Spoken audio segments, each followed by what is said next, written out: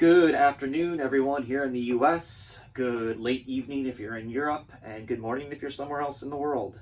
So, final weekend of July has come and gone, so our first month of Formula One racing is in the books for the 2020 season. And I wanted to take a quick look at some of the stories that populated your newsfeed over the weekend. Final bit of news before we head into the doubleheader at Silverstone, and maybe a triple header. Maybe that's what happens. We'll get to that in a second.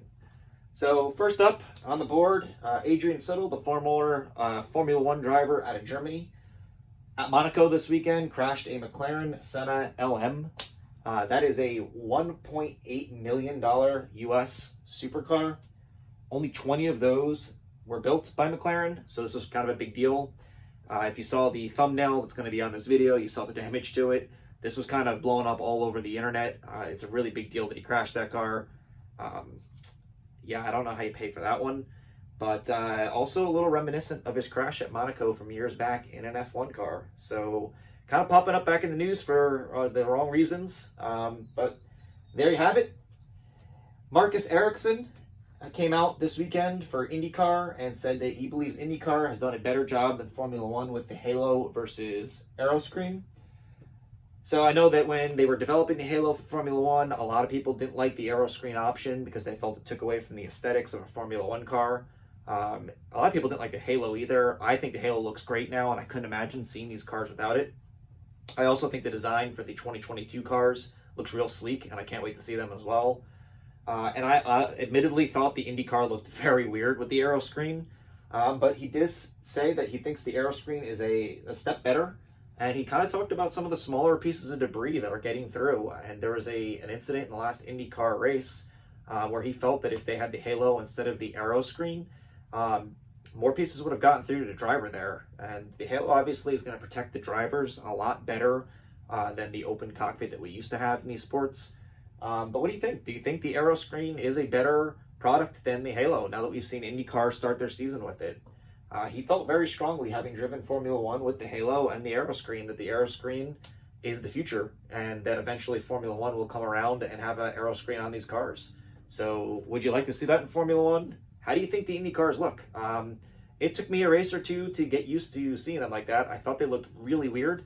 Very futuristic looking. I kind of like the way the Formula One cars look better, but at the end of the day, it's about performance, but more importantly, safety for me. So if it is a safer product, maybe I could be open to it. What do you think?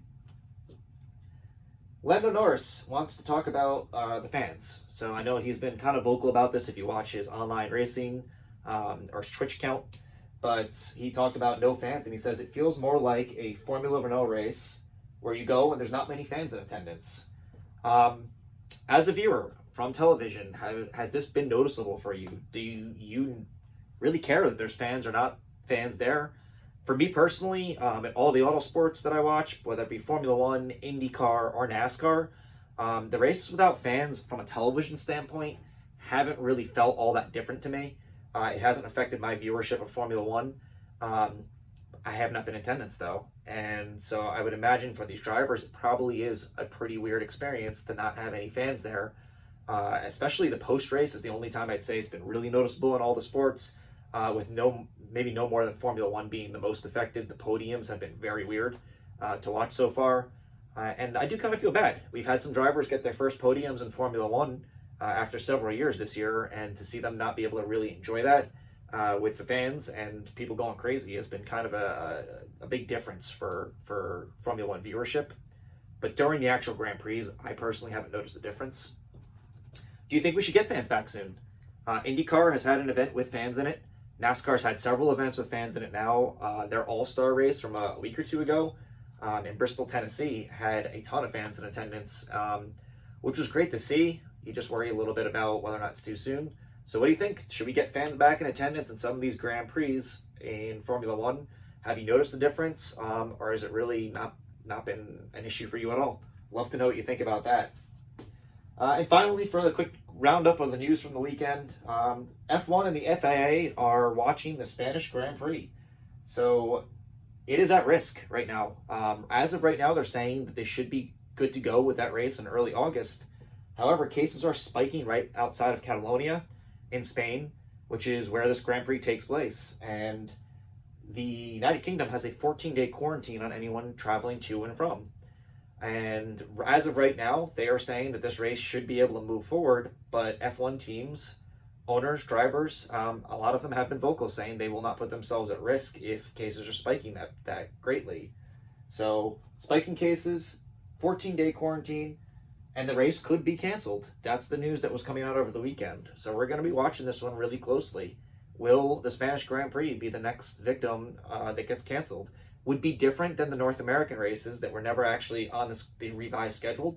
This one's on the revised schedule, so it would be the first one that gets taken off of it. What do you think? Do we think we're going to be racing in Spain?